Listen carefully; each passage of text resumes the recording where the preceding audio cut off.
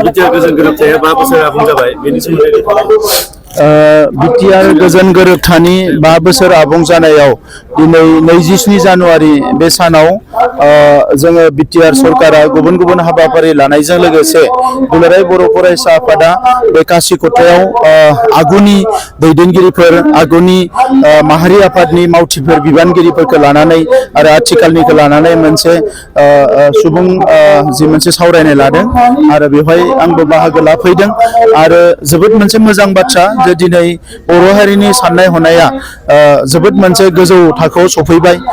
गोबाव बोसोर सोमावसारनायनि उनाव गोबाव सेक्रिफाइसनि उनाव दिनै बर' हारिनि साननाया मोनसे स्टेजाव सफैबाय जेराव हारि दानायनि एजेन्डाफोरखौ लानानै आवगायनो थाखाय माहारि आफादफ्रा थियारि जादों आरो बेखौ नुनानै आं जोबोद गोजोननाय मोनदों जोंनि थांखांनाय समाव जोङो मोजां गाज्रि गोबां थासारि बारबोबाय नाथाय नैबे समाव जोङो बयबो नुदों जे हारिनि मानसिफ्रा बयबो हारिखौ लानानै सांग्रां जादों आरो बेबायदि जुदि हारिनि माहारि आफादफोर जोंनि सानसुमै जोंनि फोरोंगिरिफोर जोंनि स्कलारफोर जोंनि लिरगिरिफोर बयबो हारिनि फारसे साननानै खौसे जानानै आवगायलांनो हायोब्ला बड'फाया जि बिबानखौ होलांदोंमोन गेरेमसा माहारि दानाय बेवहाय जोङो आगान हैनो हागोन एबा बेसिम सहैगोन होननानै आङो मिजिंथिदों आरो नैबे समाव जोंनि जिखिनि सुथुरफोर जायफोर सोबख'दों नासयदों थगायदों बे सुथुरफ्राबो हमनो हाबाय जे बर' हारिखौ जे थगायनानै सोबख'नानै नासयनानै सिगिनानै गादबनो हानाय हारि नङा बे हारिया दावगालांगासिनो दङ दावगालांगासिनो दङ बे गासैखौबो नुनानै दिनै बिथांमोनाबो मोनसे लामा आन्दायनाय बायदि जादों एबा जोंजों बिथांमोना कमप्रमाइज खालामनाय बायदि जादों दा बे समावनो जोंहा जोंनि हारिनि राजखान्थि दैदेनगिरिनिफ्राय लानानै गासैबो ज' जानानै आवगायलांनायनि मोनसे सम फैदों आङो दिनै बे गोरोबथा सानाव जोंनि गासैबो मुंख्लंफोरनिसिम आंनि सिबिनाय खुलुमनायखौ बावहरदों बड'फा उपेन्द्रनाथ ब्रह्म आरो गासैबो बर'नि दैदेनगिरि गेदेमाफोर जायफोर हारिनि थाखाय खामानि मावलांबाय बिथांमोननिसिमबो आंनि खुलुमनायखौ बावहरदों आरो इयुनाव जाहाथे जों खौसे जानानै आवगायलांनो हायो बेखौनो लानानै आङो बयनिसिमबो दिनै गोरोबथा सानाव गाहाम हामलायनाय बावनायजों लोगोसे आंनि खावलायनायखौ आङो बावहरदों गोरोबथानि खोथा बुंबाय थादों नोंथाङा बे गोजोन गोरोबथानि खोथायाव दिनैसिमबो 5 बोसोर जाबाय बेवहाय बांसिनै माबे गोजोनखौ नोंथाङा बांसिन आरो खम होननाय बाथ्रा गैया बयनिख्रुइ गोनांसिनानो जाबाय गोजोनमोन थासारिया मोजां जानांगौ पिसआ सान्थिया फैनांगौ मानोना असान्थिनि समाव ना मोजाङै सोलोंथाइ लानो हायो ना मोजाङै रांखान्थियाव जौगानो हायो ना समाजखौ जों दावगालांनो हायो बेबायदि गोबां बिथिंफोरा जोंहा बै समाव साननाय दङमोन दा दिनै गोजोन गोरोबथा जानाय लोगो लोगोनो जोंनि हारिनि सोमावसारग्राफ्रा जिहेतु मेन स्ट्रिमाव फैबाय हाथियार लाग्राफ्रा मेन स्ट्रिमाव फैबाय सोमावसारग्राफोरा गोरोबथायाव थानानै गोरोबथा खालामनानै दिनै हारि दानायनि एजेन्डायाव हाबा मावबाय दा बेनो गासैबो एचिभमेन्ट आरो एखेलोगे 5 बोसोर जे बेवहाय सान्थिया दङ आगोलाव जे 40-50 बोसोर जे सान्थि गैयामोन बे बेसेबा गिदिर मोनसे एचिभमेन्ट आरो बेखौ बे गोजोनखौ बे सान्थिखौ जोंनो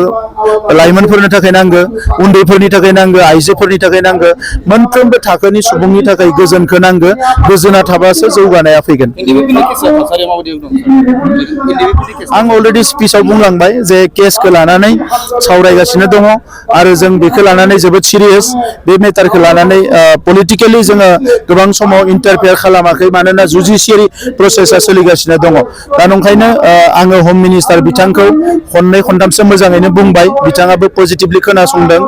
आरो प्राइम मिनिस्टार बिथांखौबो खनसे बुंबाय दा आं सानदों जे आसामनि chief minister doctor Himanta Biswa Sharma बिथांजों जोङो गाबोननो सावरायबावगोन आरो जोङो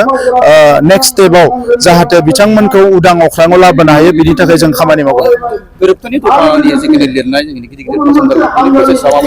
बे प्रसेसा अलमस्ट जोबनाय फारसे फैबाय प्राय 80% जोंनि DPR बानायनाय मा बानायनाय बे जोबजोब्बाय बे गासैखौबो जोङो थाबैनो इमप्लिमेन्ट खालामनो हागोन होननानै आं मिजिंथियो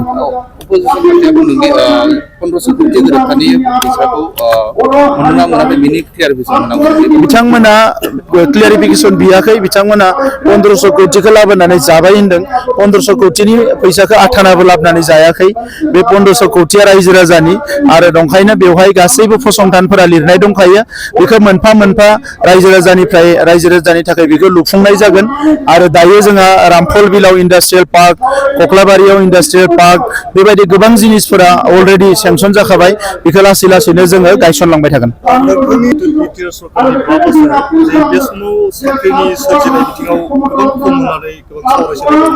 साख्रिया जेरै काउन्सिल लेभेलनि जे साख्रि बे साख्रिया गोबां थाया जिखिनि दङ बेखौ होगासिनो दङ आरो प्राय 2000सो जिखिनि साख्रि दङ बेखौ जोङो होगोन साख्रिनि अनगायै गुबुन इमप्लयमेन्टखौ जों गोसो होदों मानोना बड'लेण्डआव बेबायदि टाउन सहर बेबायदि गैसोआ बेवहाय बेफार फालांगिनि खालामनायनिबो